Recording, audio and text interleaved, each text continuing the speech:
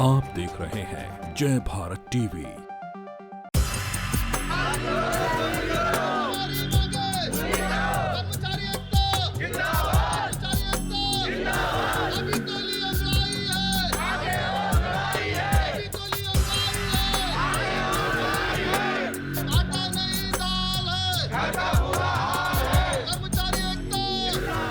अगर आपको समझना है तो इनसे समझ जाए, वरना अगर पूरे प्रदेश भर के लोग देहरादून में इकट्ठा होना शुरू हो जाए तो फिर पांव तले दलवीन खींचे जाए अधिकारियों की। और सरकार आज हमको यूज एंड थ्रो थाली और प्लेट के रूप में यूज करके फेंक देती है। रविंद्र जुगरान जी ने खुद ये बात कही थी एकता बिहार में कि हम तुम्हें समायोजन करेंगे। आज कहाँ है वो समायोजन की बात? और 14 मार्च से हम लोगों को बेरोजगार बना दिया। सरकार बिल्कुल अनसुनी कर रही है। अब समय निकल गया तो लगता है सरकार को हमारी ज़रूरत ही नहीं है, हमें यूज़ करके फेंक दिया जा रहा है। कोरोना काल में जिन हेल्थ वर्कर्स को फ्रंट लाइन पर खड़ा किया गया, समय बीत गया, कोरोना जाता रहा, लेकिन इनकी सेवाओं को भी पीछे से समाप्त कर दिया गया। बहुत सारे लोग हैं, 1600 पद थे पूरे प्रदेश में, जिन्हें बाहर का रास्ता दिखा दिया सरकार ने। अलग अलग हॉस्पिटल्स में ये लोग काम कर रहे थे। इसमें से टेक्नीशियन हैं और लैब में काम करने वाले लोग हैं, 4th क्लास के लोग हैं, बहुत सारे एम्प्लॉई थे। जिस कोरोना काल में आप और हम घर के भीतर बैठे थे तब ये लोग काम कर रहे थे, लेकिन उत्तराखंड में सरकार ने इन्हें बाहर का रास्ता दिखाया है। अब इनकी मांग है या तो सेवा विस्तार किया जाए संजय जी, या फिर जो नियुक्तियां हो रही हैं उसमें आप वेटेज चाह रहे हैं, यही है ना? जी। हमारी जो मांग है, सिंपल सी मांग है कि जितने हमारे खाली पद हैं पूरे प्रदेश भर में, जिन पे अभी कोई ना भर्तियाँ चल रही ना कुछ चल रहा, वो मतलब एक बंजर भूमि की तरह पड़े हुए हैं, उन पदों पे जितने भी कर्मचारी बाहर किए गए हैं उनकी नियुक्तियां हो सरकारी आउटसोर्सिंग के माध्यम से। हम ये मांग भी नहीं करें कि सीधी भर्तियाँ की जाए हमारे कर्मचारियों, लेकिन हमारी जो डिमांड है कि सरकारी आउटसोर्सिंग के माध्यम से हमारे कर्मचारियों की नियुक्तियाँ कर दी जाए। अगर इन केस इन फ्यूचर उन पदों पर अगर गवर्नमेंट सीधी भर्ती करवाती है तो एक 10% 15% का आरक्षण कोविड में काम किया था, जो अभी तक प्रदेश सरकार सराहनीय मतलब हर जगह पे उस चीज़ को लेते गई है कि इन्होंने अच्छा काम किया, सराहा गया है ना।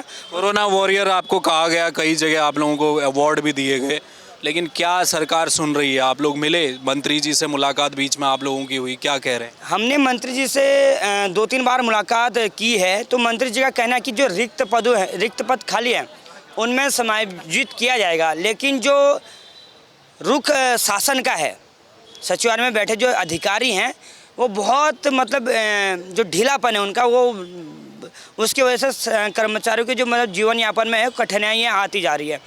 एक फाइलें इधर से न उधर की जाती है, न उन पे कोई मतलब देखा जाता है, न कोई मीटिंग होती है, न कोई संशोधन होता है।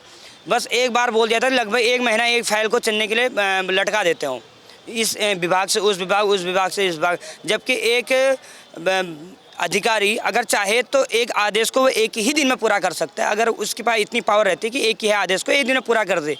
लेकिन अगर वो स्वास्थ्य विभाग की जो हमारा इतना बड़ा महकमा है स्वास्थ्य विभाग, जिनकी हालत अभी प्रदेश टाइम पे बहुत ही मतलब बद से बदतर होते जा रही है, अगर वो चाहते जितने भी कर्मचारी बाहर हुए हैं, 1662 कर्मचारी बाहर हुए, आराम से एक नॉर्मल तरीके से अंदर आ सकते थे। आज कहाँ से ये लोग यहाँ? यह हमारे पूरे प्रदेश भर के यहाँ पे लोग हैं, ज़्यादा भी नहीं है, लगभग हमारे एक डिस्ट्रिक्ट से 5-10 लोग आए हैं, क्योंकि एक हमारा छोटा सा सरकार को, शासन को चेताने का जो हमने काम करने जा रहे हैं सचिवालय की तरफ, कि यह है कि अभी हमारे पूरे लोग यहाँ पे है नहीं।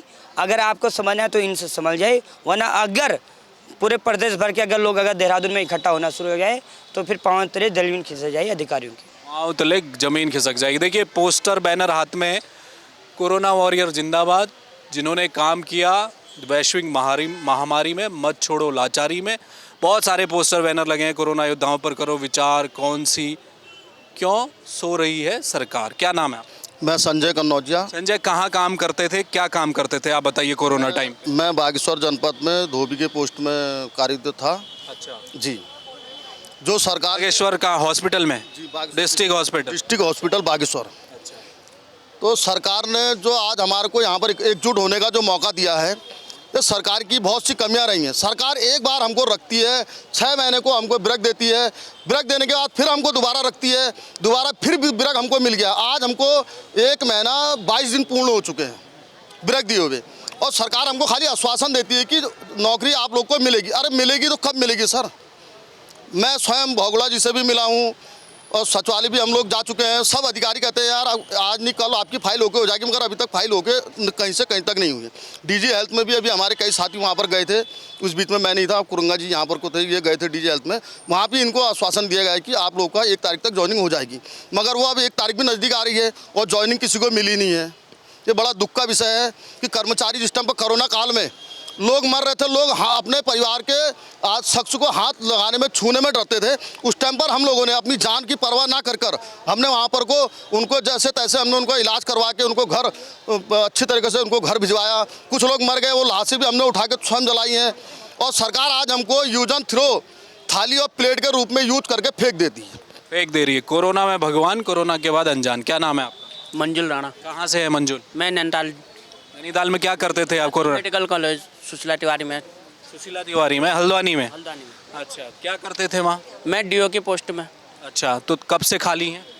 अभी 6 महीने पहले किया था, मार्च से 15 मार्च से अभी। हाँ, उसके बाद हम खाली हैं, बैठे पड़े हैं। अच्छा, और सरकार सुन नहीं रही है। सरकार आश्वासन पे आश्वासन दिए जा रही है, तो कब तक का ऐसे चलेगा? सरकार कभी 6 महीने के लिए रख देती है, फिर साल ऐसे करते कैसे चलेगा? पूरे बेरोजगारी ऐसे चली पड़ी है हमारे। तो क्या कह रहे हैं आप सरकार से यही कहना चाहते हैं कि जो भी है जल्दी से जल्दी निर्णय लिया जाए हमारे पक्ष में, या तो समायोजन किया जाए या विस्तारीकरण जो भी है आप करें जल्दी से जल्दी। 1 मई तक से ज्वाइनिंग की बात करिए, फिर भी अभी तक कुछ कार्रवाई नहीं कर रखी है सरकार ने इस पर। 1 मई से कौन सी ज्वाइनिंग? ये 1 मई से कह रहे थे आप सेवा विस्तार देने सेवा विस्तार का या समायोजन में, अभी इस पर कोई वो ही नहीं है सरकार का। आपका क्या नाम है? मेरा नाम सुरेश लाल है, मैं टिहरी जनपद से हूँ। टिहरी में क्या करते थे सुरेश जी? वार्ड वाई के पद पे हूँ। कौन से अस्पताल में? मैं सीएम ऑफिस में हूँ। कोरोना टाइम पे थे आप? टाइम पे थे। मेरी 4 मई की ज्वाइनिंग है 2020 की। अब हम आपसे ये कहना चाहते हैं कि जब काम था, जब लोग बीमार थे, तब हमने उन लोगों की सेवा की, उन लोगों को हॉस्पिटल में ले गए, उन लोगों को खाना खिलाया, उनको जो है मतलब जो कपड़े उनके बिस्तर बुस्तर सारे ठीक किए। और आज जो है सरकार हमें निकाल रही है। 6 महीने का मैं एक्सटेंशन दिया, पहले मैं 120 दिन हड़ताल पर रहे, फिर 6 महीने का मैं एक्सटेंशन दिया। 6 महीने बाद उन्होंने कहा तुम्हें समायोजन किया जाएगा। रविंद्र जुगरान जी ने खुद ये बात कही थी एकता बिहार में कि हम तुम्हें समायोजन करेंगे। आज कहाँ है वो समायोजन की बात? और 14 मार्च से हम लोगों को बेरोजगार बना दिया। सरकार बिल्कुल अनसुनी कर रही है, बिल्कुल हमारे मामले को दबा रही है। तब तो मोदी जी सारे जितने प्रधानमंत्री या मुख्यमंत्री जो भी हमारे उत्तराखंड प्रदेश के, ये फूल बरसा रहे थे कि कोरोना ने सबसे अच्छा काम किया। जब हमने अच्छा काम किया तो आज हमें क्यों हटाया जा रहा है? हमारे सबसे बड़ी नाराजगी सरकार से ये है कि बीजेपी सरकार सारा झूठा आश्वासन देती है। जितने रोजगार जो लोग लगे हुए थे, उपनल से लगे हुए थे, उनको उन्होंने TNM में डाल दिया, TDS में डाल दिया। इनके जो कुछ लोग लगे हुए हैं उनके सगे समझने रिश्तेदार हैं उनके, हम लोगों के साथ वो क्यों कर रही है? भेदभाव क्यों कर रही है सरकार? अभी कोई और रोजगार का ऑप्शन नहीं है आपके? रोजगार का ऑप्शन हमारे पास क्या होगा? जो हमने 2-3 साल तक काम किया इन्होंने हमें हटा दिया, हमारे पास क्या है रोजगार का साधन? बिल्कुल। आप कहाँ से आए? जी मैं हल्द्वानी से आया हूँ।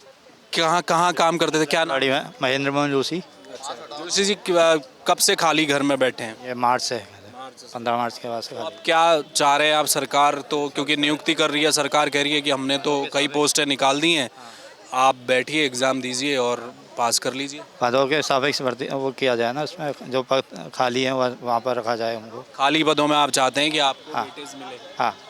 चलिए, आपका क्या नाम है? मेरा नाम लीना मेहरा है। मीना जी बताइए क्या करेंगे अब आप लोग, क्योंकि सरकार कई दिनों से आपका आंदोलन चल रहा है, सरकार तो सुन नहीं रही, फिलहाल तो कुछ भी नहीं सुनवाई हो रही। अभी फ़िलहाल हमारी लड़ाई जारी है। हम लोग इसलिए डिफरेंट स्टेट से अब आए हैं यहाँ पे। अपनी लड़ाई हम जारी रखेंगे। सरकार जितना भी खेल ले, पर हम अपने अधिकार जानते हैं और लेना भी जानते हैं। वो जितना हमें परेशान कर रहे हैं इन चीज़ों को लेके। हाँ, एक समय था जब हम लोगों पे फूल बरसाए जा रहे थे, हम लोगों पे झूठी आश्वासन जो हैं वो दिए जा रहे थे। हम लोग ने तब भी एक अपना जो है एक सिटीजनशिप अपनी रखी कि चलिए कोई नहीं है, जैसा है हम जितना हो सके उतना हम सरकार को साथ में लेके चलने की कोशिश कर रहे थे। लेकिन समय आ गया है कि अब हम लोगों को कुछ सरकार को अच्छा ही कुछ एक मैसेज देना। पर थी आप कोरोना टाइम पे? मैं यहीं पे देहरादून में ही दून अस्पताल में ही थी। में तो जिस समय लॉकडाउन था, सब बंद था, आप जा रही थी काम करने में? जी हाँ, बिल्कुल जा रहे थे। हम लोग अपनी फैमिली छोड़ के, हम लोग अपना सब कुछ छोड़ के यहाँ पे उस टाइम जब किसी को हाथ लगाने में भी दिक्कत हो रही थी, तो हम ही लोग थे जो सबसे पहले बॉडीज़ को, डेड बॉडीज़ को और उनके जो अपना परिवार भी छोड़ के बॉडीज़ को जा रहे थे, तो हम ही लोग थे सबसे पहले जो ये सब चीज़ें कर रहे थे उस टाइम पे। और अब समय निकल गया तो लगता है सरकार को हमारी ज़रूरत ही नहीं है, हमें यूज़ करके फेंक दिया जा रहा है। बिल्कुल यूज करके फेंक दिया जा रहा है। देखिए बहुत सारे लोग हैं, आप कहाँ से आए हैं? सर मैं चंपावत डिस्ट्रिक्ट के लोहाघाट स्थान से आया हूँ। सर मैं पीएससी प्लांट टेक्नीशियन था। आप तो मुख्यमंत्री के इलाके से आए हैं, चंपावत से हैं मुख्यमंत्री, बगल में लोहाघाट है। जी जी सर, पीएससी प्लांट बने थे जब कोविड चल रहा था, तो सारी हॉस्पिटल में पीएससी प्लांट बने, सभी में टेक्नीशियन रखे गए। हम लोगों को जगह जगह से ढूंढ के या फिर इंटरव्यू लेकर के हमें रखा गया, लेकिन जैसे कोरोना खत्म हुआ सभी को हटा दिया गया। अभी वो सारे पीएससी प्लांट ऐसे ही लटके हुए हैं सर, सफ़ेद हाथी बने हुए हैं। तो अभी हम लोग सब घर पे हैं। बहुत सारे हमारे ग्रुप में ऐसे लोग थे जिनके रिश्ते हो चुके थे उस टाइम पे, क्योंकि नौकरी में थे सभी लोग, 2-2 3-3 साल से काम कर रहे थे, और जैसे ही उनको हटाया गया तो काफ़ी लोग के रिश्ते भी टूट गए सर। अच्छा जी, इसकी वजह से नौकरी यहाँ चली गई। जी सर।